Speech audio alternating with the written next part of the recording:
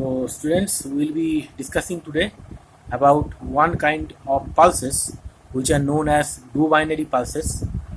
So these duo-binary pulses are also used to reduce ISI effect.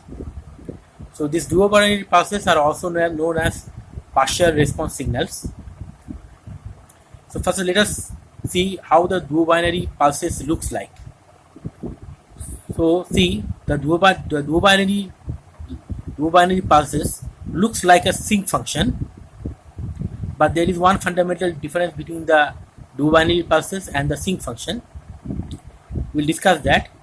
So first point is that this is the main lobe of the duo-binary signal, and then we have these side lobes. So duo-binary signal is the width of duo-binary signal is 3b, thrice of bit width.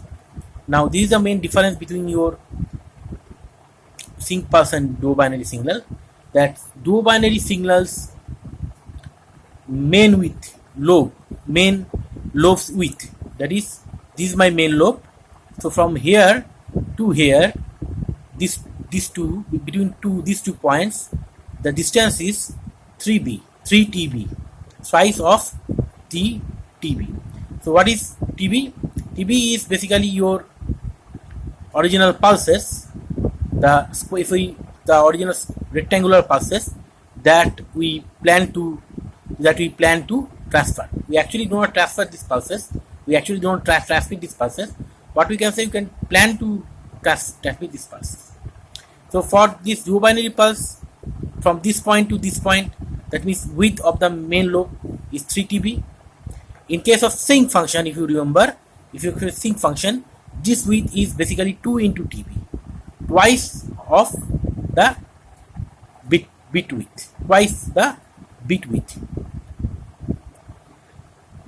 And let us come to the duo-binary pulse again. And these are the side lobes of the duo-binary pulse, and these side lobes are located. Each of the side lobes are TB amount of width. Each of the side lobes are having a time width of TB amount. So that means if I consider this side lobe, the width is between this point and this point. So this point to this point distance will be TB. Again, if I consider this side lobe, then from this point to this point, that means between the null points, the distance is again TB. So that's why you see the timing instances of the duo-binary pulse, which is also known as partial response pulse. So suppose the main lobe starts from 0 time t.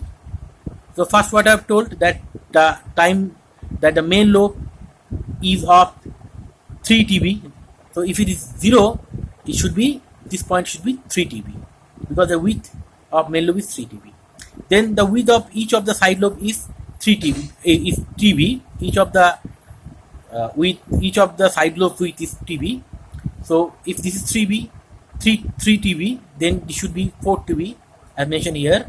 This should be 5 TB, then 6 TB, and similarly these points are also same. One more point, you see the peak point of the main lobe. This is the peak point of the main lobe. This occurs exactly in the middle point, between these two nulls, between these two main lobe nulls. So if this is 0, time is 0, and here time is 3 TB, then this is located at exactly 1.5 TB. This is 1.5 TB. And one more thing I like to tell, that about the sampling instances. So where precisely when these pulses are transmitted, I actually told you that in practically we do not transmit these pulses, this rectangular pulse. Instead we transmit these pulses we transmit.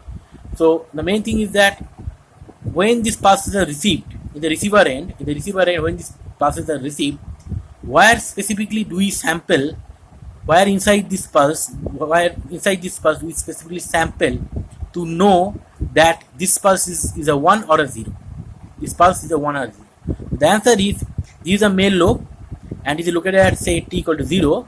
So from the main lobe, distance of TB, from the main lobe a distance of TB, if I take a distance of TB to the right of the starting point of the main lobe, then at this point the sampling are done.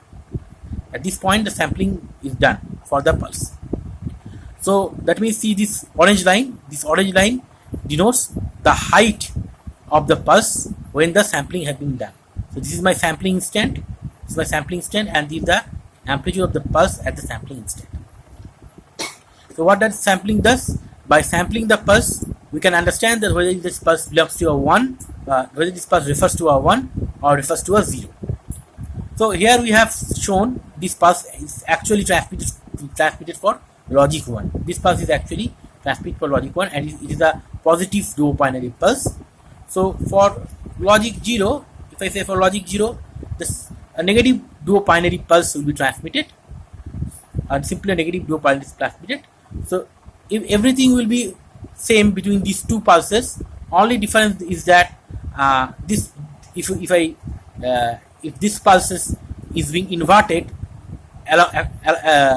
you take this x-axis as a mirror, and if you invert this pulse, then you will get the negative dual binary pulse.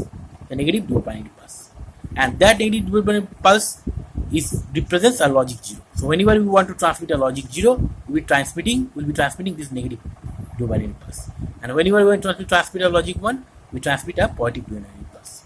Rest of all the features of these two pulses are same.